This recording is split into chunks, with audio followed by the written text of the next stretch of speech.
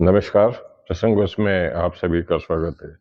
प्रसंगों में आज बात करेंगे एक बहुत ही चिंतनीय प्रसंग की।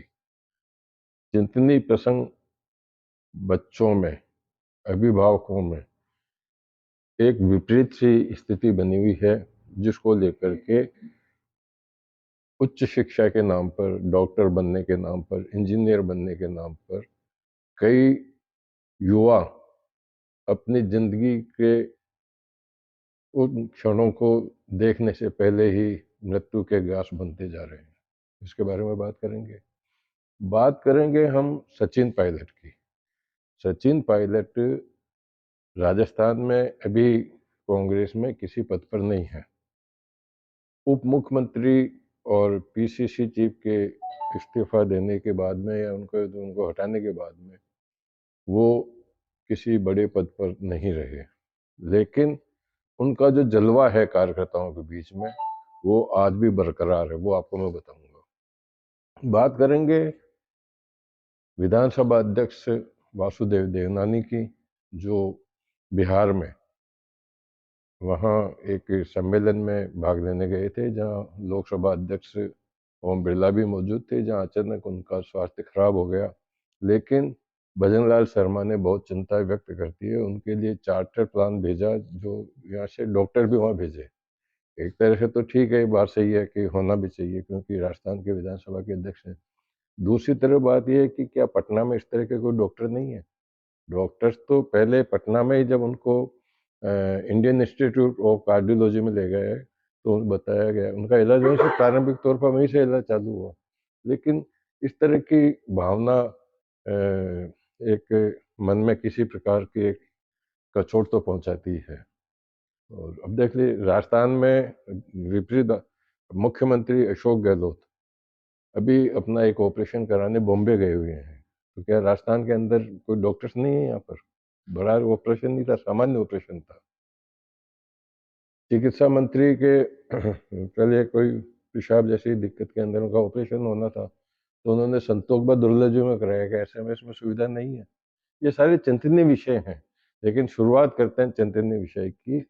जो शिक्षण कोचिंग इंस्टीट्यूट है, उनको लेकर के कोचिंग इंस्टीट्यूट में बाहर के प्रदेश के जो युवा प्रतिभाएं पढ़ने के लिए आती है, उनको आत्महत्या करने के लिए क्यों मजबूर होना पड़ता है। पिछले साल 2024 में लगभग 25 से 30 आत्महत्याएं इन लोगों ने की थी।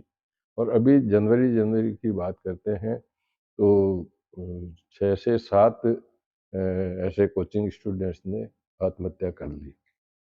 लेकिन अंतिम तौर पर जो कृति ने आत्महत्या की है, उसने एक सुसाइड नोट भी लिखा है।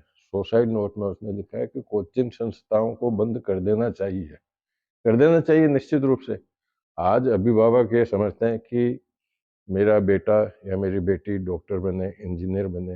अब उसकी योग्यता क्या है वो तो खुद जो स्टूडेंट है वो समझते हैं, लेकिन उनको धकेला जाता है, अधिकांश को धकेला जाता है कि वो धकेला क्यों जाता है कि जो बड़े बड़े लुभावने विज्ञापन देते हैं कोचिंग सेंटर, हमारे यहाँ इतने परसेंटेज रहे, इतने लोग सेलेक्ट हुए, इसके जेई में हुई है, नेट के अंदर हुई है। तो ये सारी चीज़ें होकर के उनको प्रभावित करती है। अब कई तो माता पिता ऐसे होते हैं जो सक्षम भी नहीं होते हैं, कहीं न कहीं से इधर उधर से व्यवस्था करके अपने बच्चों को उच्च शिक्षा के लिए कोचिंग संस्थाओं में भेजते हैं।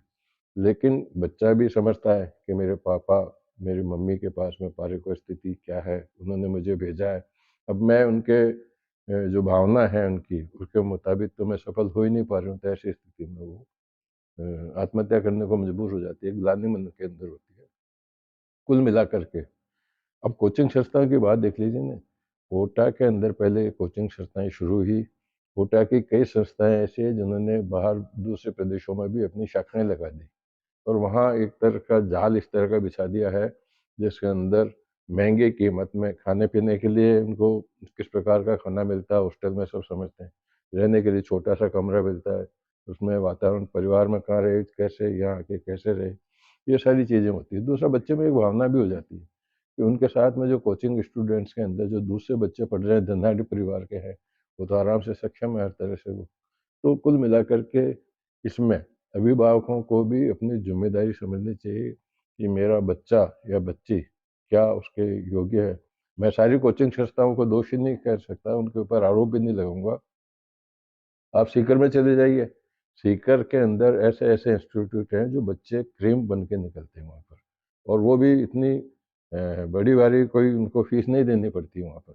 लेकिन जो जिस तरह की व्यवस्थाएँ, जिस तरह की उनकी एक शैली है, उसको लेकर के आजकल कोटा के बाद में सीकर में भी कोचिंग सेंटर के मामले में काफ़ी प्रसिद्ध होता जा रहा है। बात करते हैं सचिन पायलट की। सचिन पायलट पीसीसी के चीफ रहे, सचिन पायलट केंद्रीय मंत्री भी रहे, सचिन पायलट अजमेर से सांसद भी रहे, और सचिन पायलट डिप्टी सीएम भी रहे। वर्तमान में उनको एआईसीसी में बड़ी जिम्मेदारी दी हुई है। लेकिन एआईसीसी के जो बड़े नेता होते हैं, बड़े पदाधिकारी होते हैं, उनका सामान्य कार्यकर्ताओं से मिलना-जुलना सीमित रहता है। लेकिन देखने वाली बात ये होगी कि सचिन पायलट जहाँ भी पहुँचते हैं, वहाँ हज़ारों की संख्या में उनके समर्थक या उनके चाहने वाले या उनके प्रशंसक वहाँ मौजूद रहते हैं। आज भी वो राजसमंद के दौरे पे थे। उदयपुर एयरपोर्ट पर जब वो उतरे डबोक एयरपोर्ट पे, उनका भव्य स्वागत किया गया। एयरपोर्ट पे पाँव रखने की जगह नहीं थी। मुझे कोटा वाली भी बात याद आ रही है, जब कोटा में भी कांग्रेस का शासन था, शांति धारीवाल थे उस समय पे, मंत्री थे, स्वायत्त शासन मंत्री, तो कोटा में भी ऐसी स्थिति बनी थी। लेकिन शांति धारीवाल ने उस समय आरोप लगाया था कि ये तो कोटा इधर गुर्जर क्षेत्र है, तो गुर्जर हैं, गुर्जरों ने इनका सम्मान किया। लेकिन राजसमंद में तो इतने गुर्जर नहीं है ना। राजसमंद में भी उन्होंने धार्मिक दर्शन भी किए, और सबसे बड़ी बात है, हालांकि हमारे मुख्यमंत्री भी करते हैं। मुख्यमंत्री कहीं भी जाते हैं तो उनकी इच्छा हो जाती है तो सड़क पर जो चाय की थड़ी लगी हुई रहती है, वहाँ चाय पीते, पीनी भी चाहिए, उससे फीडबैक भी मिलता है। लेकिन आज जब वो राजसमंद के दौरे पे थे सचिन पायलट, तो चाय की स्टॉल पर गए अपने कार्यकर्ताओं के साथ में, और कुल्हड़ में चाय की चुस्की ली उन्होंने। तो कहने का मतलब है कि उनकी जो आज भी कांग्रेस के अंदर जो एक बाहुल्य कार्यकर्ताओं की एक भीड़ उनके साथ में जमा है, निश्चित रूप से कांग्रेस को उनको आगे बड़ा महत्वपूर्ण पद दिया जाना चाहिए, ताकि राजस्थान में कांग्रेस संभल सके। हालांकि डोटासरा जी भी विपक्ष की भूमिका ठीक से निभा रहे हैं, लेकिन जो उनकी बोलने की भाषा है, क्योंकि वो जिस क्षेत्र के रहते हैं, वो भाषा इस तरह की लगभग लगभग ऐसी होती है, खड़ी भाषा जिसको बोलते हैं। लेकिन वो भी अच्छा रोल निभा रहे हैं। लेकिन कहने की कुल मिला के एक गर्ज है कि सचिन पायलट का अभी भी कार्यकर्ताओं के अंदर एक बहुत बड़ा प्रेम बना हुआ है।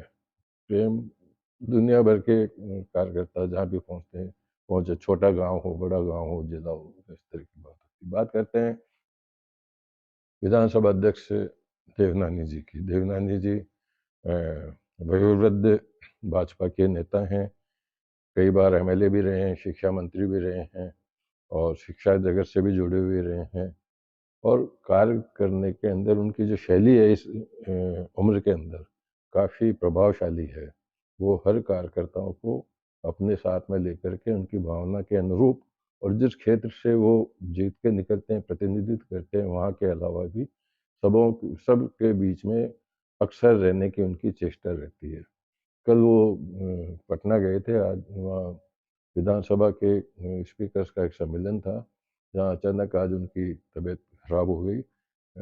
बताया तो ये जाता है कि एसिडिटी से कुछ हुआ, लेकिन तुरंत वहाँ से उनको जैसे ही तबीयत खराब होने की बात मालूम पड़ी, तो उनको पटना के Indira Gandhi institute of cardiology में ले जाया गया, जहाँ डॉक्टरों ने उनकी थी। लेकिन हमारे मुख्यमंत्री भी चिंतित थे, विधानसभा अध्यक्ष वहाँ गए हुए थे, उन्होंने चार्टर प्लेन से यहाँ से बड़े-बड़े विशेषज्ञों को वहाँ भेजा, जिनको यहाँ पे लेके आना था। तो कुल मिलाकर के होता भी, लेकिन इस तरह की बात से क्या होता है कि ये एक दूसरे चिकित्सकों पे अयोग्यता की एक भावना आ जाती है कि क्या पटना के अंदर डॉक्टर ऐसे नहीं थे जो उनका उपचार कर सकते? तो कुल मिलाकर के ये सारा प्रसंग इसमें आज की यही बातें हैं जो प्रमुख रूप से आपके सामने रखी है। इसमें कुल मिलाकर के जो भी तथ्य हैं उन तथ्यों को मनन करने की ज़रूरत है, चिंतन करने की ज़रूरत है।